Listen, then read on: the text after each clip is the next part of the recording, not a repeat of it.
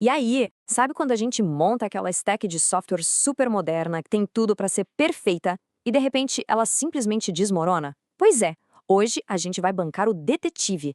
Vamos pegar um desastre técnico real e transformar numa aula de investigação para desvendar o que diabos aconteceu. Bom, a história toda começa com um sonho, né? A meta era ambiciosa, ter uma stack de automação B2B, sabe? Aquela coisa profissional, super poderosa e, o mais importante, estável. A promessa era essa: um sistema que simplesmente não quebrar. Impecável.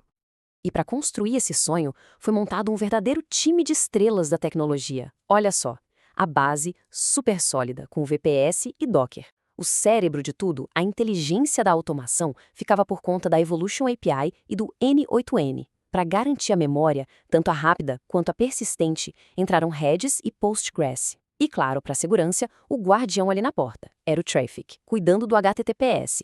Com um time desses, sério, o que tinha para dar errado, né? Pois é, foi aí que o sonho virou pesadelo. Aquele cenário perfeito desabou. A gente sai do ideal e cai direto na cena do crime. E o que a gente encontra? Um sistema inteiro ruindo. Uma cascata de erros críticos, um atrás do outro. E a primeira pista que aparece na cena do crime é essa aí, bem enigmática: um erro de CORS. O que isso quer dizer na prática? Basicamente, o sistema estava se sabotando. Ele mesmo estava bloqueando a comunicação entre as suas próprias partes. É como se a sua mão direita tentasse falar com a esquerda e a esquerda dissesse: não te conheço, não vou falar com você. Bizarro, né? E não para por aí. Logo em seguida surge outra evidência: conexão recusada.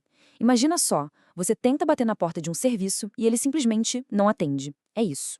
As partes do sistema não conseguiam mais se encontrar para conversar. Elas estavam completamente isoladas, perdidas dentro da própria casa. O mistério só ficava mais denso. Aí veio o golpe de misericórdia. A falha que parou tudo de vez. O QR Code não gerava.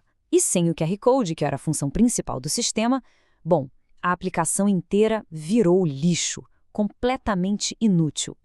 Mas aí, no meio de todo esse caos, acontece a virada, o momento eureka do nosso detetive. Quando pararam para analisar tudo o que estava acontecendo, a descoberta foi chocante.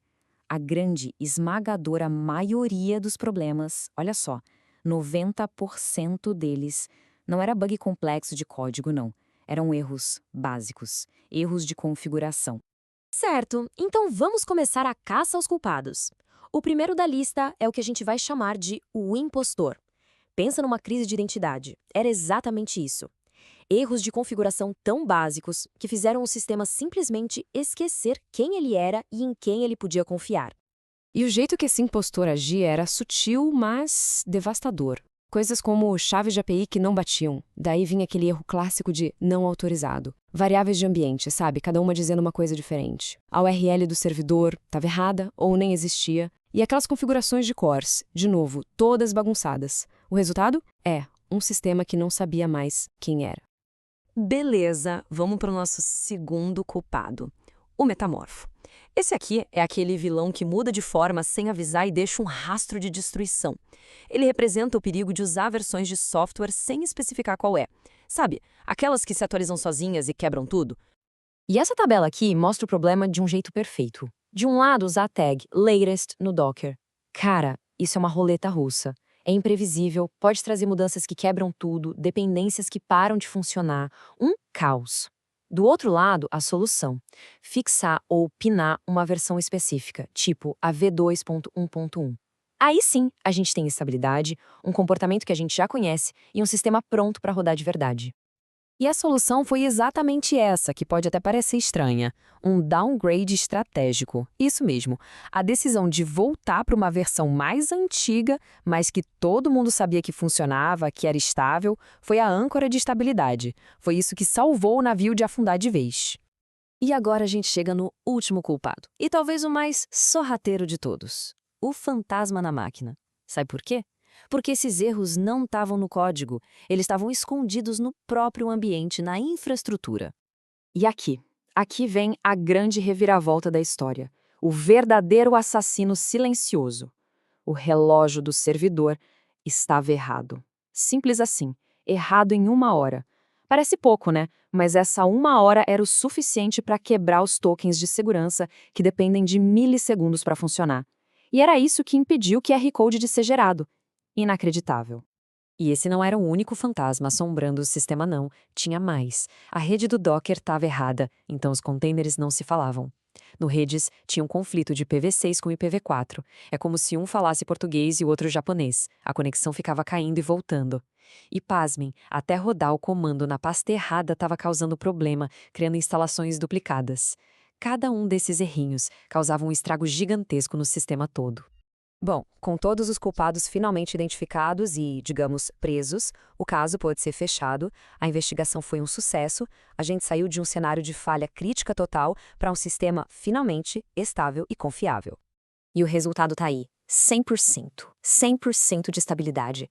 Aquela instância Danilo, que antes era só dor de cabeça, que não conectava de jeito nenhum, conectou de primeira. Missão cumprida. O sistema estava salvo. Mas a história não termina só com um final feliz, não. A parte mais importante vem agora. Toda a lição aprendida nessa investigação virou uma ferramenta, um guia prático, que a gente pode chamar de um manual para uma implantação à prova de erros. E esse aqui é o ouro, o checklist definitivo. É toda a sabedoria da investigação, resumida em passos simples. Primeiro, verifica o arquivo .env inteiro, linha por linha. Segundo, garante que está usando uma versão específica, pinada. Terceiro, confere se as chaves de API são as mesmas em todo lugar. Quarto, olha o URI do Redis, vê se tem aquele queue family igual a 4. Quinto, valida o fuso horário do servidor. E sexto, pelo amor de Deus, executa o comando Docker Compose na pasta certa. E aqui está o ponto principal, a moral da história toda. Quase todas aquelas falhas que pareciam super críticas, super complexas, eram, no fundo, um item desse checklist que foi esquecido. Isso mostra uma coisa muito importante. Ser rigoroso com o básico não é só boa prática, é a nossa melhor e talvez única defesa contra o caos.